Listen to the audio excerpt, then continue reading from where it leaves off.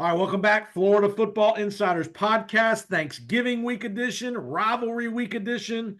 Hope everybody's having a very good week. And again, with family, hope you get to celebrate with your family and loved ones. I know, again, a lot of people don't get that opportunity. So if you get that opportunity, definitely take advantage of it and cherish that. And if you can do something good for somebody else, please do so this week. There'll be a lot of people working hard. I'll have to be working on Thanksgiving and Friday, and be nice if you're out shopping this weekend. Don't be a jerk in the stores and all the rest. So, a guy who's never a jerk, one of the nicest guys I know, Joey Johnston, radio voice, play-by-play analyst with the USF Bulls football program, basketball entity as well.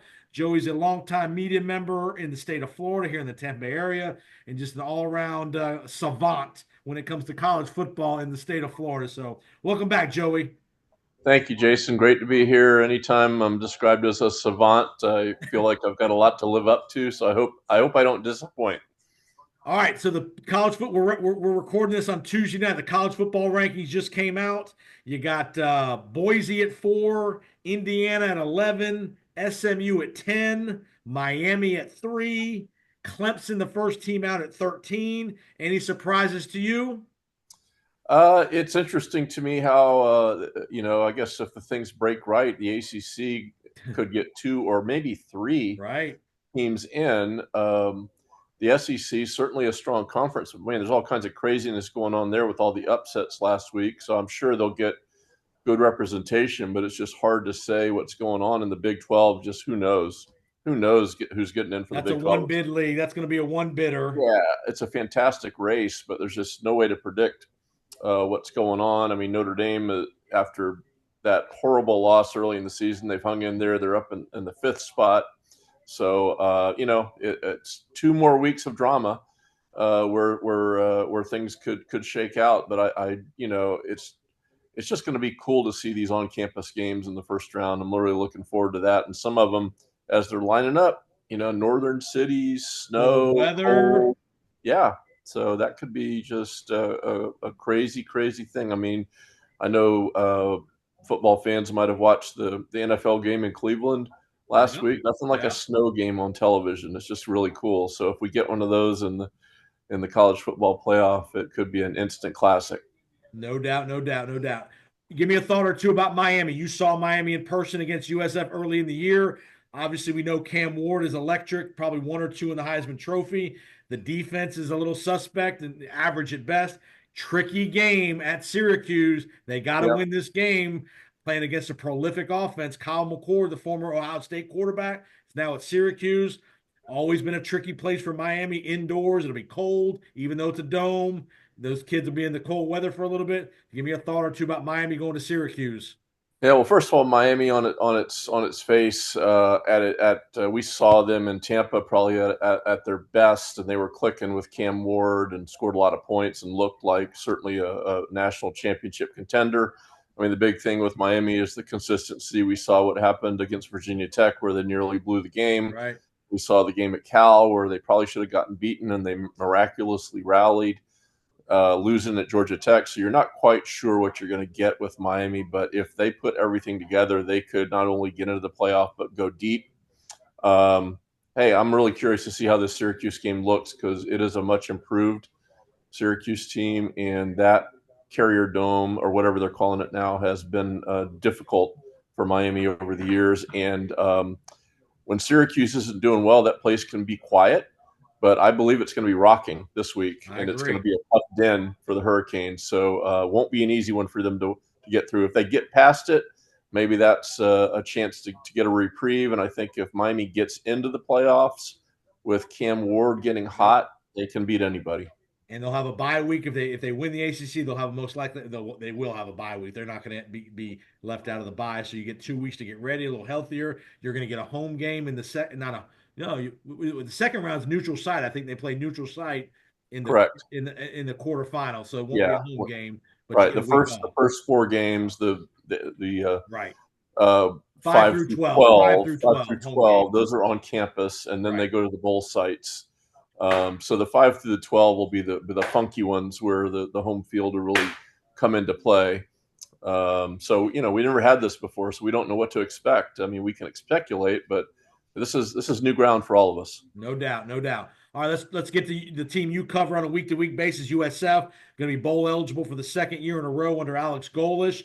Just talk about year two's been a difficult year because Byron Brown's not played a lot in the last 6 7 weeks. They've had to labor. You had the little incident at FAU with Alex and Tom Herman, who's now been canned. You Yeah. give the audience that don't remember. Last year FAU, the thought was they ran the score up in Raymond Well, James. they did run the score up, and the score was 56-14, and FAU attempted and got an onside kick, which we see all kinds of crazy onside kicks, but at that point in the game, I've never seen anything quite like that. So of course, very frosty after the game. I think Alex Golesh, in so many words, told Tom Herman, "We'll be back," Which and is they were this back year. in Boca Raton, and then the handshake, of course, made national headlines. It was actually hilarious to watch. It was it was an internet sensation, and you just got to love these crazy moments like that. So USF got its revenge, and the one thing is USF started out 2-4, Yeah, playing some really good teams: Alabama, Miami, Tulane, and Memphis among yeah, them. yeah, So they have since righted the ship. They've won 4 of their last 5. They're 6-5. Obviously, the schedule has been more forgiving. I yeah, mean, you can't deny that.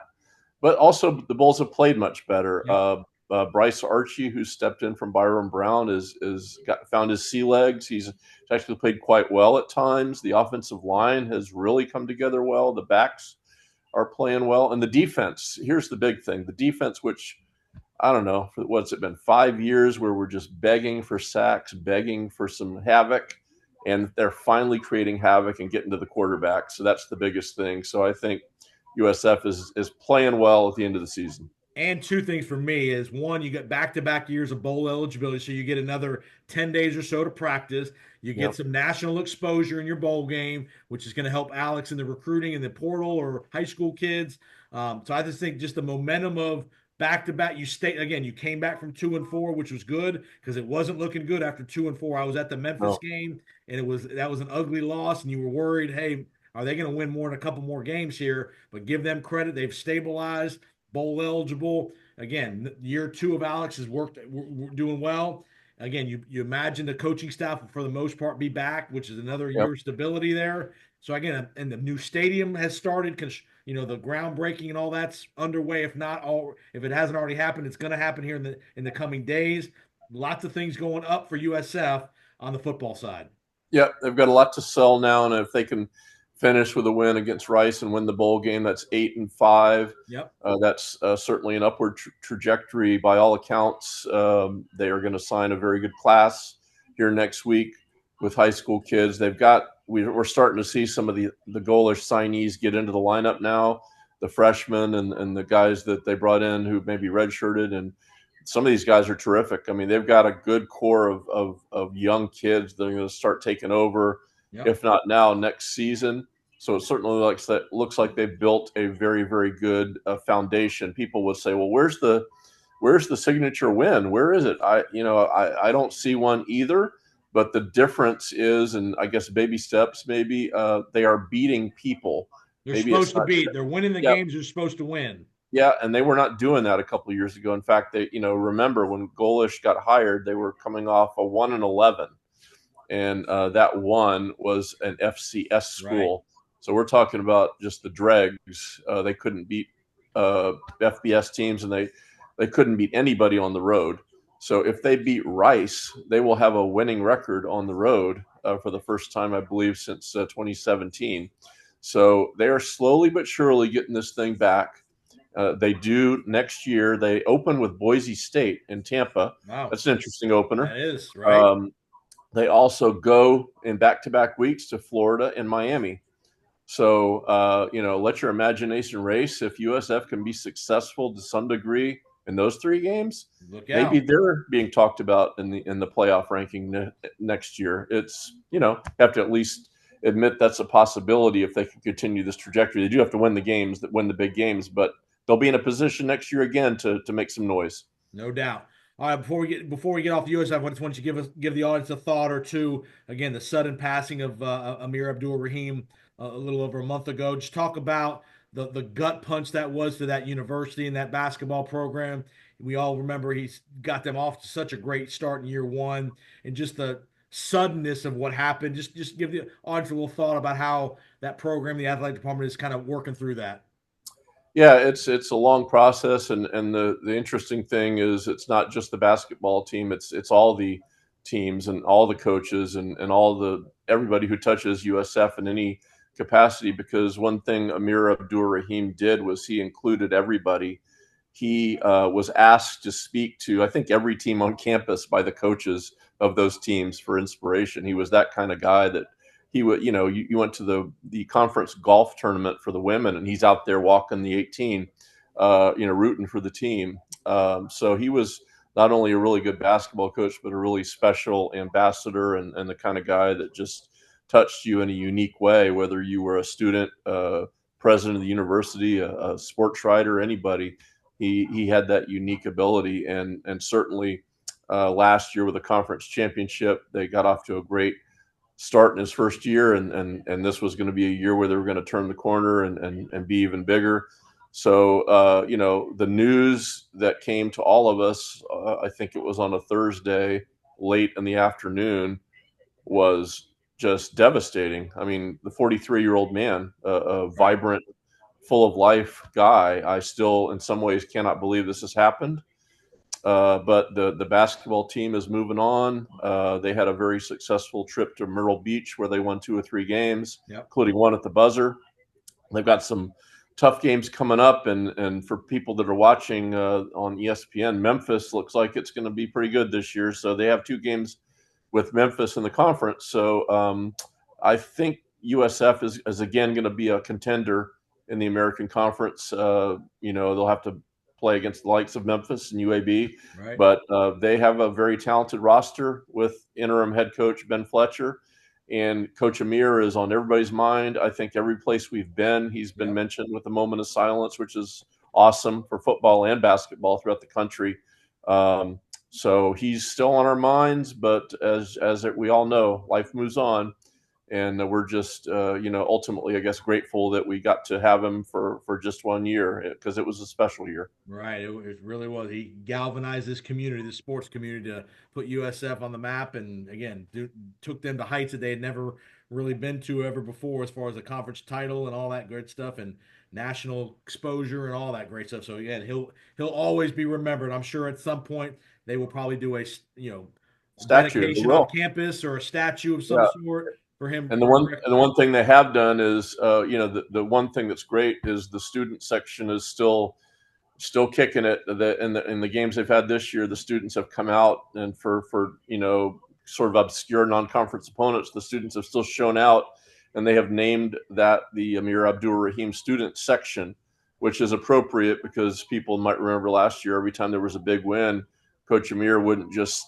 wave to Right. the crowd and go to the locker room. He got out there and in the middle of them and danced and Right. hung out. I mean, he loved those students. They loved him, so it's only appropriate that he would be remembered, in that student section. All right, let's transition. Let's go up to Gainesville. Again, we're talking to Joey Johnston, USF Bulls football and basketball analyst. Again, longtime sports writer in the state of Florida, covered all these great rivalries, Miami, FSU, Florida. So we're going to get to Florida here. How surprised are you that Billy Napier's been able to turn kind of this around a little bit? 7, 8 weeks ago, he was dead man walking, and now he looks like he's walking on water here with beating LSU and Ole Miss in back-to-back weeks, and almost beat Tennessee, almost beat Georgia. How surprised are you that they were able to turn the corner there and salvage, his job in kind of a manageable in a bowl game for the Gators?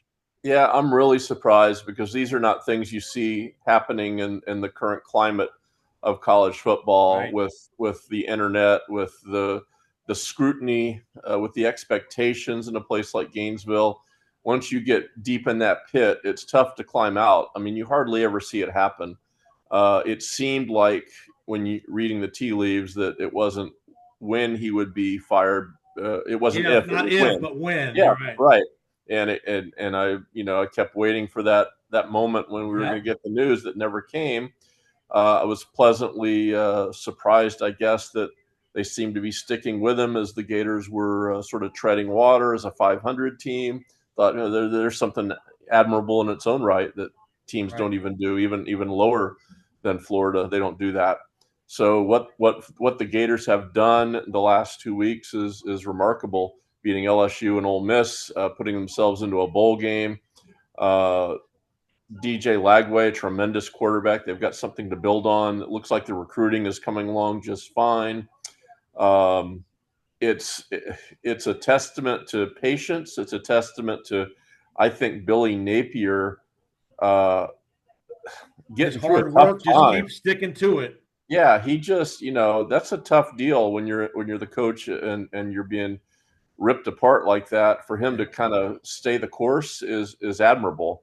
We'll see how it goes moving forward, but this has been a remarkable season. If the Gators can finish out beating FSU and winning a bowl game, that's going to be something none of us saw happening. Maybe there'll be some changes in the coaching staff next year at some of the places, some adjustments to get things going. But boy, they have done a remarkable job against an incredibly tough schedule. They could have and maybe should have beaten Tennessee. Played some Lagway other doesn't get hurt, they might beat Georgia. maybe. So I'm standing in admiration of just the Gators' persistence to get to this point of the season. Obviously, the expectations do not stop. They'll get even heightened. Reprieve. He got a reprieve. Yeah, he got a reprieve. So, but again, at Florida, you can win and win big. We've seen it happen. Gators are one of the teams in the country that you can realistically say can win a national championship in most years if all things are equal. So Billy Napier has that kind of job, and now as they've gotten to a plus 500 team and a bowl win, perhaps that's great. But that's not the standard in Gainesville. The standard in Gainesville is to win the SEC and to contend for a national championship. That hasn't changed. Right. And regardless of how he's weathered this season, that will be the expectation for next year. On a different note, how surprised for a guy that I know you've covered a lot of, I won't say scandals, but just negative things off the field and off the court. How surprised are you that Todd Golden's still the coach at Florida? Well, I don't have all the information on this. I just know what I've heard and read. I guess we'll have to Yeah. let it play out. I guess again, without knowing the complete story, I would have to surmise that the fact that he is coaching And indicates hasn't been something. suspended at all. Yeah, Hasn't missed a game. it indicates something. So they Yeah. must have some information that has allowed him to continue with the team. If they had some evidence to the contrary, I feel certain that he would be suspended or some other fate. So I think we just have to let this play out and see what comes about. But again, another, how do you predict something like this? Again, when that news came out, I think we all stepped back and had to just say, what the heck? So we'll see what happens, but what's been reported certainly not what you want, and not a good look for anybody. Let's see how it all ends. All right, let's move up to Tallahassee, the disaster of all disasters in 2024. The 2-9 Seminoles. They what the top 10 expectations this year for sure. DJU, the whole transfer portal project, just a complete abject failure. They finally, a couple of weeks back, fire the coordinators. They clean house with everybody except the head coach with his buyout. He's not losing his job this year. Just talk about how surprised you are that it has gone so abjectively bad up in Tallahassee. Yeah, I think I'm not sure I can remember a a season among the major schools in Florida that's gone like this. We've seen certainly seasons where it's gone below expectations, but not like this. Not like from a playoff contender to 2-9. I mean, that's unheard of. We've never seen it happen before. So the question is, how do we go from here? Where do the Seminoles go from here? In the transfer portal era, you can get good fast. Or you can So get bad fast. you can get bad fast. And I think that's what happened. their decisions were not good. So they have to do a better job of bringing in better players for their culture, obviously, because it didn't work at all this year. They're one, winning streak away next year from this being a bad memory, but that's easier said than done. It'll be a real challenge, I think, for Mike Norvell to get it going in a good way, because the way last season ended, with the denial of the playoff and the ridiculous Orange Bowl, and then this season there's been a stain in Tallahassee that this proud program is at places it hadn't been maybe in 3 or 4 decades, maybe longer. Right. So there's a lot of cleaning Pre-Coach up. Bowden. Pre-Coach Bowden. They were 0-11 one of those years, but again, the expectations were nothing back in the early 70s for Florida State. Coach Bowden brought expectations, championship expectations, which will forever be the case in Tallahassee. So I think for the most part, the avid Seminole fans must just be closing their eyes, just thinking this is a bad dream, and let it get over. Let's start the whole thing over.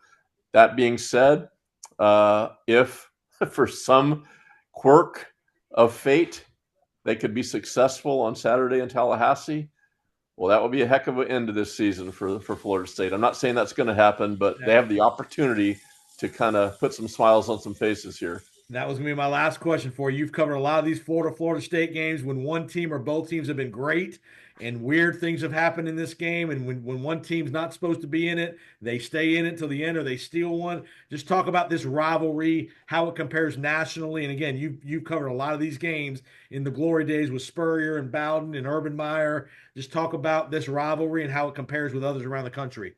Yeah, well, for a long time through the 70s and probably early 80s, it was not anything of a national rivalry at all.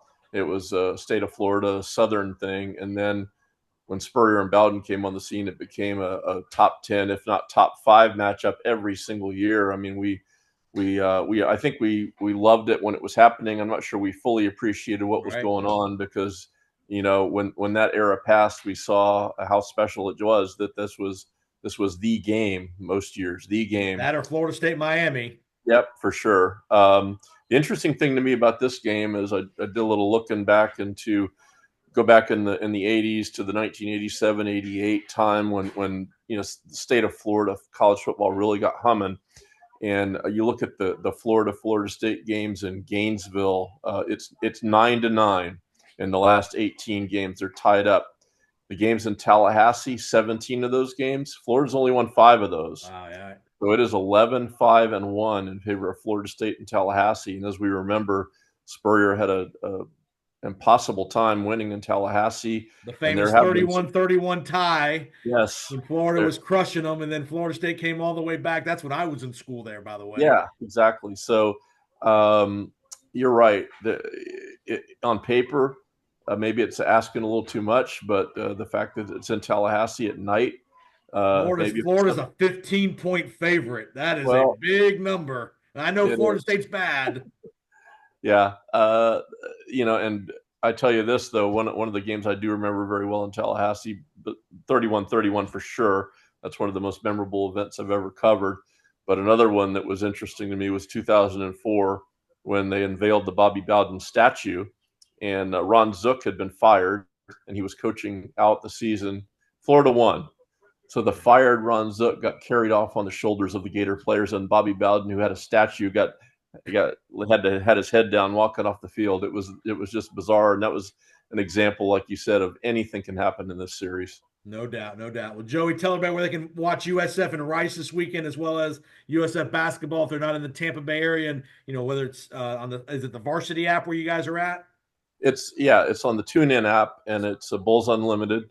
And you can access it if you need to off the website, gousfbulls.com.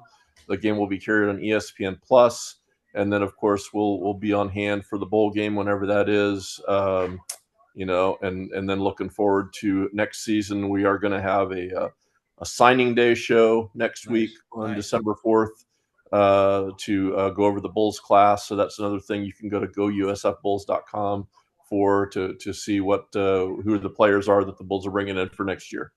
Well, tell everybody where they can find your great work. Because again, Joey covers USF. Anybody does other stuff as well. Tell where everybody can find your great work on X and Twitter.